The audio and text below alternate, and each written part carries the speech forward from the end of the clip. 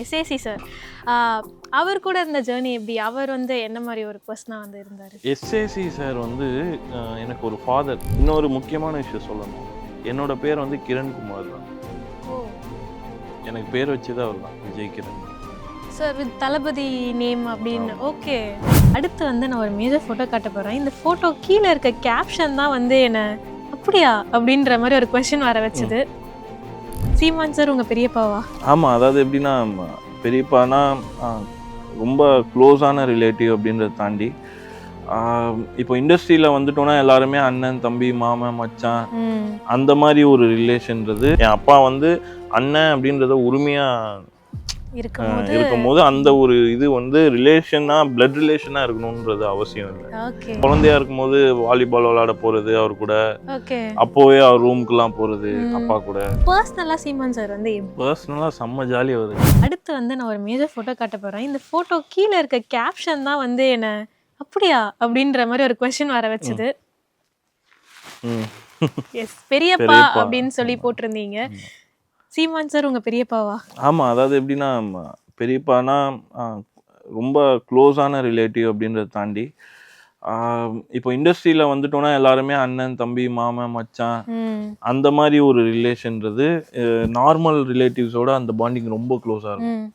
அது சொல்லவே முடியாது. இப்போ நீ அண்ணன் சொல்கிறேன்னா நான் உன்னை தங்கச்சியாக அவ்வளோ இதுவாக நான் பார்ப்பேன் இல்லையா? அது இப்போ நீ எங்கே போனாலும் கிரண் அண்ணன் அப்படின்னு சொல்லணும்னா அது நான் கண்டிப்பாக அது உரிமையாக நான் இந்த ஒரு பாண்டிங் இருக்கு இல்லையா? இப்போ என் அப்பா வந்து அண்ணன் அப்படின்றத உரிமையாக இருக்கும்போது அந்த ஒரு இது வந்து ரிலேஷனா பிளட் ரிலேஷனா இருக்கணும்ன்றது அவசியம் இல்லை. ஸோ அது ஆட்டோமேட்டிக்காவே வந்துடும். சின்ன வயசுலேருந்தே நம்ம அப்பா அப்பா அப்பா அப்பா பெரியப்பா பெரியப்பா. ஏன்னா குழந்தையா இருக்கும்போது வாலிபால் விளையாட போறது அவர் கூட, அப்போவே அவர் ரூமுக்குலாம் போறது அப்பா கூட. ஸோ இப்போ கோவிட்ல கூட ரெகுலரா என்ன வந்து பேட்மிண்டன் ஆடு ஆடு வா வா வான்னு சொல்லி நாங்க மட்டும் விளையாடிட்டு இருப்போம். கோர்ட் ஓப்பனா இருக்கும், பப்ளிக் யாரும் வெளில இருக்க மாட்டாங்க. பாஸ் மட்டும் கொடுத்துட்டாங்க எனக்கு. டெய்லியும் இங்க இருந்து நான் வலசராக்கம் வடபழனில இருந்து அங்க போயிட்டு அவர் கூட விளையாடிட்டு, ஸோ அது நல்லா போச்சு. அவர் கூட ஜிம்ல எல்லாம் அவர் கூடவே இருந்துட்டு கோவிட்ல ஃபோன் பண்ணிடுவாரு, ஏன் வரல அப்படின்னு சொல்லிட்டு. ஆமா, அது எனக்கு ரொம்ப அவரை ரொம்ப பிடிக்கும். அவரோட அரசியல் விஷயங்கள் எல்லாமே, அவர் சொல்ற விஷயங்கள் எல்லாமே நான் ரொம்ப ரசிப்பேன், பர்சனலாகவும் சரி. ஓகே. இப்போ பல கான்ட்ரவர்சிஸில் சார் வந்து இருக்காரு. ஸோ அதை பற்றி லைக் இப்போ ஏதாவது மீட் பண்ணி பேசுனீங்களா அந்த மாதிரி விஷயம்? என்கிட்ட இப்போது நிறைய பேர் இப்போ இங்கே இருக்கவங்க இல்லையா, அவங்களுக்கு மேபி அதில் முரண்பாடு இருக்கலாம் அவர் சொல்கிற விஷயங்களில். என் ஃப்ரெண்ட்ஸுக்குமே அவர் எனக்கு க்ளோஸுங்கிறது தெரியாமல் திட்டியிருக்காங்க அவரை. ஓகே. நான் சொல்லவே இல்லை அதை பற்றி சொல்ல, யார்ட்டையுமே சொல்ல. இப்போ நீயே டக்குன்னு எப்படி பார்த்து சொல்கிற இல்லையா, அவங்க டக்குன்னு வந்து அவரை மரியாதை கூட இல்லாமல் அவர் பேரை சொல்லி தப்பாக ஒரு மாதிரி டக்குன்னு பேசுவாங்க. அது எனக்கு ஹர்ட்டே ஆகாது. ஏன்னா அவர் வந்து அவர் ஒரு பெரிய அரசியல் கட்சியோட தலைவர். அதுக்கப்புறம் தான் நம்மளுக்கு எல்லாமே வரும். ஸோ அது பப்ளிக் ஃபிகர்ன்றப்போ அவங்க என்ன பேசினாலும் அக்செப்ட் பண்ணி தானே ஆகணும். இப்போ என் ஃப்ரெண்டு அதுக்காக நீ பேசக்கூடாதுன்னு சொல்லக்கூடாது. அவங்களுக்கு பிடிக்கலன்னா பிடிக்கல, பிடிச்சிருக்குன்னு சொன்னவங்க எல்லாரையும் நான் மீட் பண்ண வச்சிருக்கேன். கேட்பாங்க, எனக்கு அவரை பார்க்கணும், அவரை ரொம்ப பிடிக்கும் எனக்கு அப்படின்னு சொல்லுவாங்க. நான் நேரில் ஷட்டில் ஆடுறதுக்கு கூப்பிட்டு போயிட்டு இங்கே பாருங்கப்பா இவங்க தான் அப்படின்றத சொல்லி, ஸோ அப்படி எனக்கு சொல்லி அண்ணன் ஒருத்தர் கேட்டாங்க, சீமான் அண்ணன். ஸோ அவங்க வந்து அவரை ரொம்ப பிடிக்கும்னு சொல்லி அப்புறம் அவரோட கட்சியிலே அவரை இணைச்சு எம்எல்ஏவாக்கி இங்கே சீட்டு கொடுத்தாங்க. என்ன தொகுதி அது? ட்ரிப்ளிகன் தொகுதி. உதயநிதி நின்னாங்க இல்லையா, அந்த தொகுதியிலே அவரை நிற்க வச்சு நாம் தமிழர் கட்சியிலேருந்து. ஸோ இவ்வளோ சீன்ஸ் நடந்திருக்கு. ஸோ அதெல்லாம் நம்மளுக்கு ஒரு பர்சனாக வந்து ஆக்சுவலி சீமான் சார் வந்து எப்படி, பிகாஸ் வெளியே இருக்க மாதிரி அஃப்கோர்ஸ் அந்த ரியல் லைஃப்பில் இருக்க மாட்டாங்க. அது வந்து அவங்களோட ஒர்க், அது மக்களுக்காக ஒரு விஷயம், அவங்க கட்சியோட தலைவர்ன்றப்ப வெளியே வந்து இந்த மாதிரி தான் இருக்கணும் அப்படின்னு ஒரு விஷயம் இருக்குது. பட் பர்சனலாக சீமான் சார் வந்து எப்படி? ஆக்சுவலி பர்சனலாக செம்ம ஜாலி. அவர் ஃபுட்டி. ஓகே. ரொம்ப ரசித்து சாப்பிடுவார் ஒவ்வொரு விஷயத்தையும். ஜிம்மில் ஒர்க் அவுட் பண்ணிகிட்டு இருக்கப்போ கூட, மகனே இன்னைக்கு வந்து பன்னிக்கறி செஞ்சுருக்காங்க வீட்டில், சாரி மாஸ்டர் பன்னிக்கறி எடுத்துகிட்டு வந்திருக்காங்க, சாப்பிடுவோம், நல்லா போடுவோம், சாப்பிட்டு அப்படியே போய் தூங்குவோம் அப்படின்னு ம். எல்லாத்தையும் ரசித்து சாப்பிடுவோம். இதை தான் சாப்பிடணும், அதை தான் சாப்பிடணும் அப்படிலாம் கிடையவே கிடையாது. ஓகே. எல்லாமே ஒரு உணவு தான். அதில் இது சாப்பிட்டா அப்படி, அது சாப்பிட்டா அப்படின்ற ஒரு அரசியல் அதுலேயும் இருக்குது. ம். அதெல்லாம் அவர் யோசிக்க மாட்டார். ஓகே. எனக்கு பிடிச்சிருக்கு, நான் சாப்பிட்றேன், ம். அதில் என்ன தப்பு இருக்குது? இப்போ அவர் சாப்பிட்ற ஃபுட்டு கூட கான்ட்ரவர்ஷியலாக இருக்குது. அரசியல் ஆகும். ஆமாம், அந்த ஒரு விஷயம் சொல்லியிருந்தாங்க இல்லையா, அந்த அதை வந்து தப்பாக பேசுகிறவங்க நிறைய பேர் பேசியிருக்காங்க. ஆனால் அது உண்மையாக இருந்தால் அது கூட இருக்கவங்களுக்கு தானே தெரியும். அவர் உண்மையாகவே ஒரு பெரிய ஃபுட்டி. ஓகே. பர்சன்ஸாக தாண்டி கிரண் அண்ணா அடுத்து விஜய் கிரண் டிஓபியா அடுத்தடுத்து என்னென்ன மாதிரி ப்ராஜெக்ட்ஸ் வந்து கையில் வச்சுருக்கீங்க? அதான் இப்போ என்னன்னா, நம்ம 1, 2 பண்ணிட்டோம் அப்படிங்கிறதுனால ப்ராஜெக்ட்ஸ் கையில் இருக்கும் அப்படின்லாம் கிடையாது. ஓகே. நிறைய நம்ம லைனப்ஸ் பண்ணுறத வந்து குவாலிட்டியாக பண்ணணும். அடுத்த ப்ராஜெக்ட் பண்ணோன்னா அதில் என்ன இருக்குது, நம்ம பண்ணால் என்ன இருக்குது, அதில் நம்ம பண்ணால் அது ஆடியன்ஸுக்கு எப்படி இருக்கும். நான் எப்போவுமே குவாலிட்டியில் காம்ப்ரமைஸே ஆக மாட்டேன். ஓகே. என்னோட ஃபஸ்ட்டு தாட்டு அதில் குவாலிட்டி கொடுக்கணும், பட்ஜெட் இருக்கணும். அந்த பட்ஜெட் நான் அதை இருந்தால் நேர்லயே பார்த்துருக்கேன். ஆக்சுவலி எனக்கு இது வேணும்னா நீங்களுமே வந்து எனக்கு இது வேணும்னா எனக்கு இது அங்கே வேணும் அப்படின்னு சொல்லி அந்த ஃப்ரேமுக்கு நீங்கள் வந்து ஜஸ்டிஃபை பண்ணுவீங்க. நீங்கள் வைக்கிற ஃப்ரேமுக்கு. எனக்கு ஃபஸ்ட் டைம் உங்க கூட ஒர்க் பண்ணும்போது அதுதான் ஃபீல் ஆச்சு. ஏன்னா நான் அதுக்கு முன்னாடி அவ்வளோ வந்து ஒர்க் பண்ணதில்லை. அதுக்கு முன்னாடி ஒர்க் பண்ண கேமராமேன்ஸை விட நீங்கள் எனக்கு யூனிக்காக தெரிஞ்சிங்க. நான் பின்னாடி மானிட்டர் பின்னாடி உட்காந்து பார்த்துட்டே இருப்பேன். ஓகே, என்ன செட் பண்ணுறாரு அந்த ஒரு ஜஸ்டிஃபை பண்ணுவீங்கள்ல, அதுதான் உங்களை வந்து கொண்டு போயிட்டே இருக்குன்னு நான் வந்து பர்சனலா ஃபீல் பண்றேன். ஆக்சுவலி அது ஏன் பண்றேன் அப்படின்னா, நம்மளோட ப்ராஜெக்ட் ஒன்று ரிலீஸ் ஆகுது, மக்கள் பார்க்குறாங்க. நெக்ஸ்ட்டு கேவலமான ஒரு குவாலிட்டியில் ஒன்று பண்ணால் அக்செப்ட் பண்ணுவாங்க. இவனுக்கு வேலை தெரியல அப்படின்றவாங்க இல்லையா. நம்ம எப்போவுமே ஒரு இதை மெயின்டைன் பண்ணணும். அந்த ஒரு லெவல் மெயின்டைன் பண்ணிகிட்டே இருந்தோம்னா அடுத்தடுத்து நம்ம போயிட்டே இருப்போம், வளர்ந்து போயிட்டே இருப்போம். நாளைக்கு மேபி ஏதோ ஒரு பெரிய டைரக்டர் என்னை கூப்பிடலாம், கால் பண்ணலாம். உன் சாங் பார்த்தேன்டா, நேற்று கூட எஸ்ஜே சூர்யா சாருக்கு அனுப்பிச்சி வச்சேன். காஷ்மீர் டைரிஸ்னு ஒரு சாங் பண்ணியிருந்தேன். அது விஷுவல் நீ பார்த்தியான்னு தெரியல. இன்னும் பார்க்கல. பாரு, டீசர் பார்த்தேன். அது பார்த்துட்டு வாவ் கிரேட் ஒர்க் அப்படின்னாரு. ஓகே. இந்த மாதிரி இப்போ சீனு ராமசாமி சாருக்கு நேற்று அனுப்பிச்சிட்டு டிட் யூ ஷாட் திஸ் அப்படின்ற ஒரு message. Yes sir, I am the cinematographer அப்படின்னோடனே அவருக்கு Vijay Kiran I will call you soon அப்படின்ற ஒரு மெசேஜ்.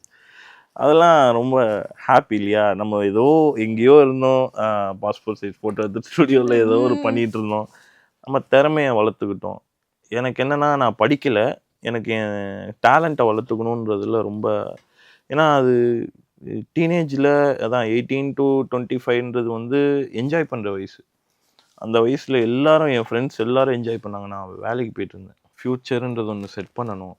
அதனால நான் ஓடி ஓடி ஓடி கஷ்டப்பட்டு அதுக்கு என்ன நான் திறமையாக என்ன மாற்றிக்க முடியுமோ அது எல்லாமே மாற்றிக்கிட்டு ரொம்ப ரொம்ப கஷ்டப்பட்டேன் அந்த டைம்லலாம். எந்த சப்போர்ட்டும் இல்லை. எனக்கு எப்போவுமே வீட்டில் அப்பாவும் சித்தப்பாவும் சினிமோட்டோகிராஃபராக இருந்தாலுமே அதை நான் எங்கேயுமே யூஸே பண்ண மாட்டேன். அவங்க நிறைய எனக்கு பண்ணிட்டு தான் இருக்காங்க, எனக்கு தெரியாமல் பண்ணுறாங்க, பின்னாடி இருக்குது. ஆனால் நான் எங்கேயுமே அவங்க சொல்லவே மாட்டேன் இதுதான் அப்படின்றது. ஏன்னா எனக்கு என்னென்னா, நான் இண்டிவிஜுவலாக நான் வந்து ஒரு நாள் வந்து வரணும்னா என்னோட திறமையால் நான் வரணும். இன்னைக்கு நீ சொல்கிற பேர் ஆனால் நீங்கள் யூனிக்காக இருப்பீங்க அப்படின்னு, அதெல்லாம் நான் சம்பாரிச்சது. இப்போ நான் உன்னை சொல்லி நீ சொல்லலை, நீயா சொன்னது. அதெல்லாம் நான் என்னை வளர்த்துக்கிட்டனால அதை நான் ஜெனியூனா வருது உங்களோட ஒர்க்ஸ் பார்த்து. எஸ், நான் வந்து இந்த கேட்கணும்னு நினச்சேன். எஸ்ஏசி சார், அவர் கூட இருந்த ஜேர்னி எப்படி? அவர் வந்து என்ன மாதிரி ஒரு பர்சனாக வந்து இருந்தார்? எஸ்ஏசி சார் வந்து எனக்கு ஒரு ஃபாதர் இந்த இண்டஸ்ட்ரியில். ஏன்னா தொழிலை வந்து எவ்வளோ ஒழுக்கமாக பண்ணணும்னு சொல்லி கொடுத்தாரு அவர் தான். டைமிங்க்கு இருக்கணும். இப்போ இன்டர்வியூக்கு கூட நான் டைமிங்க்கு வந்தேன் இல்லையா, நிறைய பேர் அதை செய்ய மாட்டாங்க. டைமிங்கிறது ரொம்ப முக்கியம் ஒருத்தனுக்கு, அதை வந்து ஃபாலோ பண்ணலன்னா வாழ்க்கையிலே உருப்பிட மாட்டான் அப்படின்னு சொல்லி கொடுத்ததே அவர் தான். ஓகே. இன்னொரு முக்கியமான விஷயம் சொல்லணும், என்னோட பேர் வந்து கிரண்குமார் தான். ஓ, எனக்கு பேர் வச்சதே அவர் தான், Vijay Kiran sir with Thalapathy name அப்படின்னு. ஓகே. ஏன்னா 2016ல் நையப்புடைன்னு ஒரு படம் சார் நடித்தாங்க, பா விஜய் சாரும் நடித்தாங்க. அந்த படத்துக்கு நான் தான் டிரெக்டர். அப்போ ஆல்ரெடி நீங்க டைரக்டர்? ஆமா, ஏன்னா அது தற்செயலா நடந்த ஒரு படம். அது எல்லாமே நானே செட் பண்ணி அப்படி பண்ண படம் இல்லை. அந்த டைம்ல என்னோட வயசு அதான் அந்த 20, 21. எக்ஸ்பீரியன்ஸ் எதுவுமே ரொம்ப இல்லை. அவங்களா செட் பண்ண ஒரு ப்ராஜெக்ட் அது. அதுக்குள்ளே நான் ஒரு ஒன் ஆஃப் த ஒரு இதுவாக இருந்தேன், ஒரு அட்வைஸராக இருந்தேன். பட் சார் வந்து என்னென்னா நிறைய டிஸ்கஷனில் இருந்தேன், நிறைய ஐடியாஸ் கொடுத்தனால என்ன டேரக்டராக இன்ட்ரடியூஸ் பண்ணாங்க. அது அவரோட பெருந்தன்மை தான். நான் எதுவுமே பண்ணல அந்த ப்ராஜெக்டில். எதுவுமே என்னோடது இல்லை. நான் ஜஸ்ட் அந்த ப்ராஜெக்டில் ட்ராவல் பண்ணேன், அவ்வளோதான். அந்த டைமில் நிறையா விஷயம் பேசியிருப்பேன் ஸ்டேஜில். அது எல்லாமே வந்து அப்போது சில காரணங்களுக்காக பேசினது. ஆயிடுச்சு, 9 வருஷம் ஆயிடுச்சு இல்லையா? போய் உண்மையே சொல்லலாம், தப்பில்லை. அது எதுவுமே நான் பண்ணலை அந்த படம். அதுக்கும் எனக்கும் சம்மந்தம் இல்லை. பட் அந்த ப்ராஜெக்டில் நான் ஃபுல் அண்ட் ஃபுல் ஒர்க் பண்ணியிருக்கேன். அதனால் என்னை வந்து ஓகே இவனை இன்ட்ரடியூஸ் பண்ணலாம் டிரெக்டரா அப்படின்னு சொல்லிட்டு சார் இன்ட்ரடியூஸ் பண்ணாங்க. உனக்கு விஜய் கிரண் நான் பேர் வைக்கிறேன், இனிமேல் நீ விஜய் கிரண், என் பையன் பேரும் உனக்கு வைக்கிறேன் அப்படின்னு சொல்லி வச்சார். அதை உடனே நான் ஓகேன்னு சொன்னேன். ஏன்னா அவங்கெல்லாம் எப்படின்னா இன்னைக்கு விஜய் சார் வந்து இவ்வளோ பெரிய ஆள் அப்படின்றதுக்கு முக்கியமான ஒரு ரீசன் எஸ்ஏசி சார். அவரோட ஃபாதர் நமக்கு வந்து இண்டஸ்ட்ரியில் ஒரு ஃபாதராக இருக்கார், நம்மளுக்கு பேர் வைக்கிறாருங்கிறது. இப்போது சங்கர் சார் அவரோட அசிஸ்டன்ட் தான், வசந்த பாலன் சார் அவர் அசிஸ்டண்ட் தான். ஸோ சாரி, வசந்த பாலன் சார் இல்லை, Shankar sir, Ponram sir, Rajesh sir, இவங்கெல்லாம் சாரோட அசிஸ்டண்ட்டு தான்.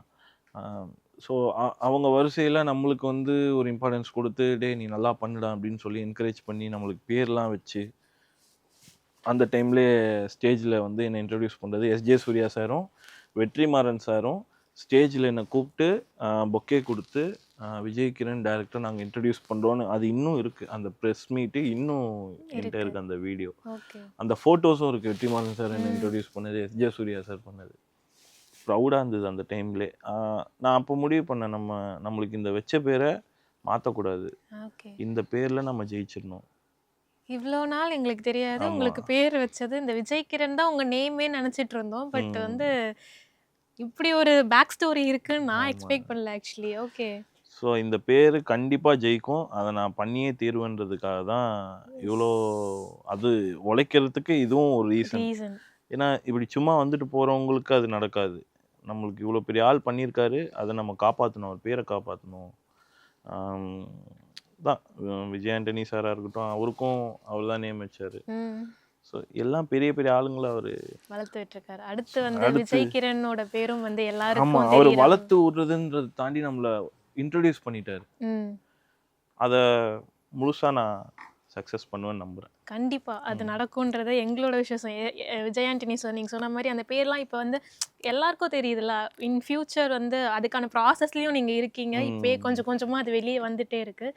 இந்த Vijay Kiran DOP or director like whatever you பர்சீவிங்கோ அது கண்டிப்பாக அது நடக்கும். அவரோட பிளெஸிங்கோடவே அது நடக்கும். இந்த பெஸ்ட் விஷஸ் அண்ணா. Thank you so much. தேங்க்யூ. என்ன நீங்களே ஒரு மாதிரி கெட்டப்பில் இருக்கீங்க ஆக்சுவலி அதில். ஆமாம், அது காமெடியான ஒரு சீன் அது. எஸ், உங்களோட இது வந்து ஸ்டோரி பிஹைண்ட் தி பிக் என்னவா இருந்தது? இது வந்து ஆக்சுவலி காக்கி சட்டை படம் ஷூட் அப்போ ஓகே, வீட்டில் அப்பா சினிமாட்டோகிராஃபர் தான். அப்பா ஒரு ஃபோட்டோ ஸ்டுடியோ வச்சுருந்தாங்க. ஜீன்ஸு, மின்சார கனவு, நேருக்கு நேர், ஜோடி, நந்தா. அது நான் 5Dயில் ஒரு ஷார்ட் ஒன்று எடுத்தேன். என்னை வந்து இங்கே கேமரா வச்சு இதை ரோல் பண்ணு அப்படின்னாங்க. அதை எடுத்தேன். கூப்பிட்டு என்ன எடுத்திருக்க அப்படின்றது நான் அதை காமிச்சு பார்த்தாரு. நல்லா எடுத்திருக்கே அப்படின்னு. சார் எப்படின்னா எல்லாத்துக்கும் நியாயமாக பேசுவார். அவருக்கு வந்து வேலைன்னு ஒன்று நடக்கணும்.